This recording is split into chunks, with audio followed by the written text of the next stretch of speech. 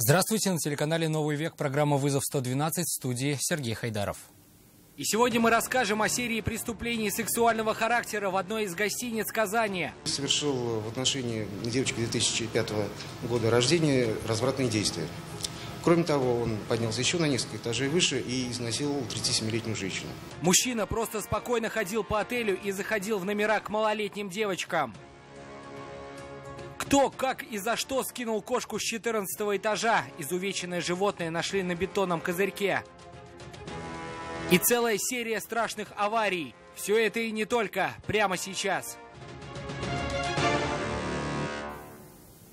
Ходил ночью по гостинице в Казани, заходил в номера и совершал развратные действия в отношении малолетних девочек. Одной 12, другой 13 лет. Одну постоялицу изнасиловал, после чего спокойно покинул отель. Мужчину, подозреваемого в совершении этих преступлений, задержали в Атнинском районе в доме родителей. Пострадавшие опоздали в нем своего обидчика. Алла Рыкова с подробностями.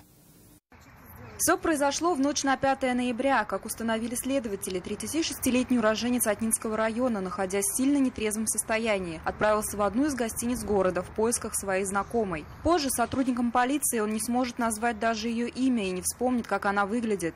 Но в ту злополучную ночь пьяному мужчине найти ее, видимо, было чрезвычайно важно.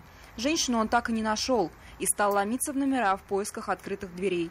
Так он зашел в один из номеров, где в тот момент находилась девочка 2004 года рождения, лег к ней в постель и совершил в отношении нее действия сексуального характера. После этого Нуриев пошел на другой этаж, зашел в комнату, где были двое несовершеннолетних девочек, и совершил в отношении девочки 2005 года рождения развратные действия. Известно, что девочки в тот момент находились без присмотра родителей. Они приехали в Казань на соревнования. На этом череда преступлений не закончилась.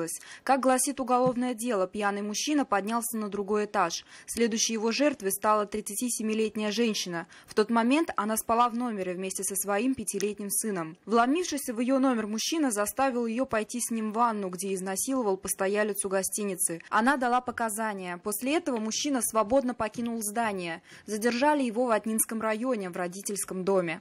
Следственным органом Следственного комитета Российской Федерации по Республике Татарстан Нуриеву предъявлено обвинение в изнасиловании, развратных действиях и действиях сексуального характера.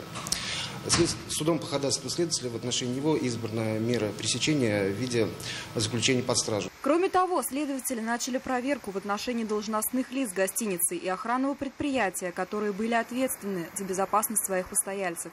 Известно, что задержанный уже привлекался к уголовной ответственности за аналогичное преступление.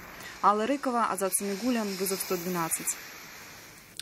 Кошку с травмами, характерными для падения с большой высоты, обнаружили жители одного из домов в Набережных Челнах на бетонном козырьке. Они обратились к волонтерам, обследовали животное и достали съемки с камеры видеонаблюдения в подъезде. На них видно, что 3 малолетние девочки бегают по подъезду с кошкой. Судя по всему, выходят на общий балкон на 14 этаже, а затем заходят в лифт уже без животного. Чуть позже его и обнаружили жильцы дома в тяжелом состоянии. У кошки множественные переломы, сломана челюсть, черепно-мозговая травма и сотрясение мозга.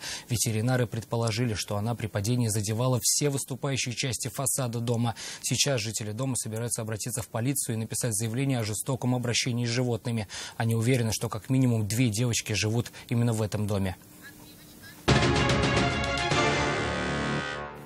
На улице Зорги «Лада 9 модели» сбила 22-летнюю девушку. Инцидент произошел на пешеходном переходе. О том, как так вышло, водитель отечественного автомобиля объяснил инспекторам. С его слов, девушка переходила дорогу на красный свет.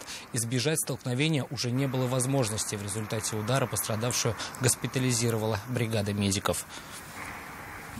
А на пересечении улиц Беломорская и Чапаева не смогли разъехаться автобус и «Лада Ларгус». По рассказам друзей участников аварии, многотонник двигался задним ходом и не заметил легковушку. В результате удара никто не пострадал. Оба водителя остались ждать дорожных инспекторов для оформления ДТП. В Казани на ходу задымился автобус. Все произошло сегодня рано утром около Республиканской клинической больницы. Причиной всему стали перегревшиеся тормозные колодки ПАЗа. Спасатели приехали на место происшествия, но их помощь не понадобилась. Открытого горения не было. Не справились с управлением и вылетело в кювет. Все произошло накануне вечером на 3-м километре трассы Чепчуги-Кавале. Находившуюся в машине 25-летнюю девушку госпитализировали с подозрением на черепно-мозговую травму. Она также получила многочисленные ушибы и ссадины. Прибывшие на место пожарные отключили аккумулятор поврежденной машины. Выясняются все подробности произошедшего. «Газель» и Hyundai Solaris столкнулись сегодня утром на улице Островского. Происшествие снял видеорегистратор, работавший в припаркованном автомобиле. На кадрах видно, как водитель «Газели» пытался повернуть направо, не перестроившись в крайний ряд и не пропустив едущую иномарку. Удар был сильным. В итоге у Hyundai полностью повреждена вся передняя часть. Сегодня в Буинске на железнодорожном переезде на улице Гагарина столкнулись маневровый тепловоз и КАМАЗ. Удар, судя по повреждениям автомобиля, был сильный. Грузовик отбросило на несколько метров по ходу движения локомотива и сильно смяло.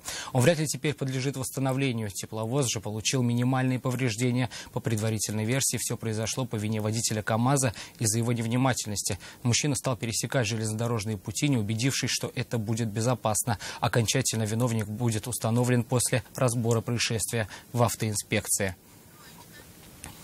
В аварии в Самарской области погиб начальник инспекции по безопасности полетов аэропорта Бегишева. Трагедия произошла 2 ноября, но только сейчас появились фотографии с места происшествия. На 1160-м километре трассы М5 Урал 24-летний водитель «Лады Приора» не справился с управлением. Машину выбросило в кювет, где она врезалась в стелу из Саклинского района Самарской области. Водитель и его 53-летний пассажир погибли на месте.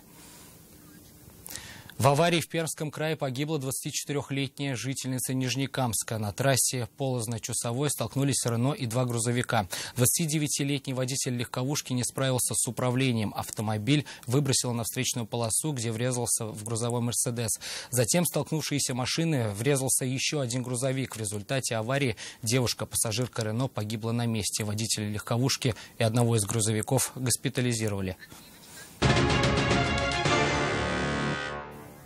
Китайская осада, дальновидный бегемот и излишне старательный пес-пастух. Впереди рубрика «Сплошные проколы».